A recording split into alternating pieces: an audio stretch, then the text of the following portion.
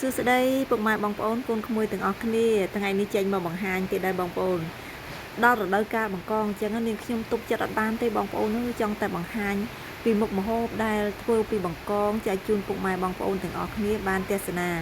ចាមើលហើយគឺចង់ពិសាឲ្យទាន់រដូវកាលបងប្អូនហើយមុខម្ហូបដែលចុងភៅគាត់ធ្វើនេះមានឈ្មោះថាបង្កងអប់ជាមួយនឹងទឹកដោះគោចានាងខ្ញុំក៏សូមបញ្ជាក់ពុកម៉ែបងប្អូនកូនក្មួយទាំងអស់គ្នាបានដឹងដែរថានៅលើទូកទេសចរភ្នំដាអង្គរបូរីរបស់ម៉ាក់ដានីមានលក់បង្កងធម្មជាតិរបស់ស្រុកអង្គរបូរីហ្នឹងគឺគាត់មានទទួលធ្វើនៅម្ហូបកំងកន្លែងរបស់គាត់មានលក់ដូចជាបង្កងធម្មជាតិដែលរកបានពីក្នុងស្ទឹងអង្គរបូរីត្រីឆ្លូញត្រីផ្ទក់ត្រីកែស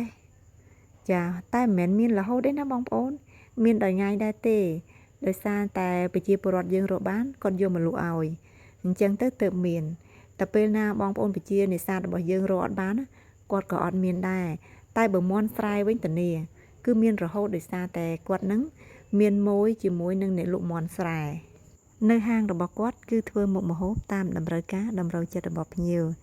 តែបើភ្ញៀវខ្លះគាត់អញ្ជើញមកពិសាហើយគាត់ថាគាត់ប្រាប់ម្ចាស់ហាងថាខ្ញុំអត់ដឹងថាបង្កងគួរធ្វើមុខម្ហូបអ្វីឆ្ងាញ់អញ្ចឹងម្ចាស់ហាងគាត់ក៏ប្រាប់ថាបងគួរតែធ្វើ